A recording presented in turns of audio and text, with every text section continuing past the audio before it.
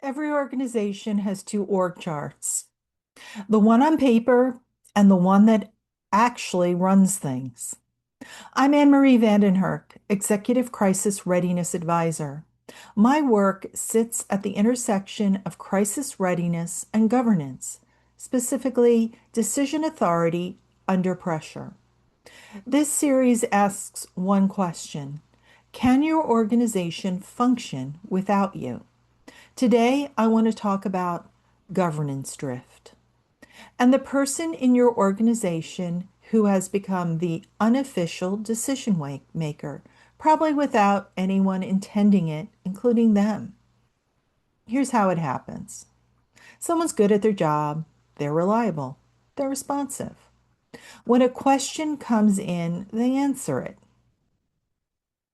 When a decision needs to be made, they make it. When things are unclear, they provide clarity.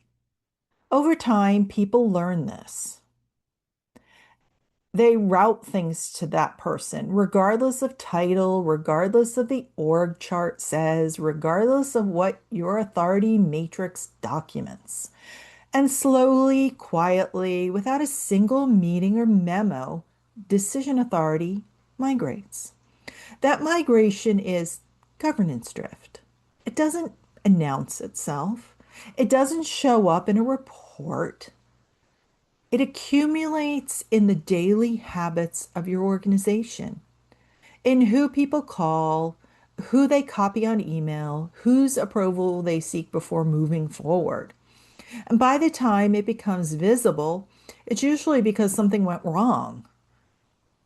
What you end up with are two maps: your official authority map, the documented structure, the designated roles, the governance framework you've built and believe is operating, and your actual authority map, the invisible one, the one that lives in organizational habit, informal trust, and the path of least resistance. They rarely are identical. And here's why that matters under pressure. In a crisis, people default to the unofficial map. When things move fast and stakes are high, people don't stop to consult the governance framework. They call who they always call. They route things to who they always route to. But that person, the unofficial decision maker, may not have the authority to act correctly. They may not have all the information. They may not be in the right position legally, operationally, or from a regulatory standpoint to make the call that needs to be made. For organizations under CMMC scrutiny, this is real consequences. Assessors will ask who approved what and when. They will look at your documented authority structure and compare it with what actually happened. Your unofficial decision maker has been operating outside of their documented role, even with the best intentions, even with everyone's tact approval. It's a finding, a significant one. The governance drift I see most often isn't dramatic. It isn't a power grab or a structural failure.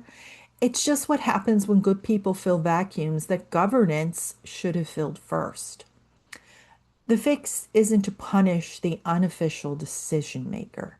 They were doing what the organization needed. The fix is to close the gap between the two maps, to look honestly at where authority actually lives and ask whether that matches where it's supposed to live and where it needs to live when the pressure arrives. Because in the first 20 minutes of a serious incident, the wrong person making the right call with no documented authority is still a governance failure. Next episode, a thought experiment. You disappear for 24 hours. What breaks first?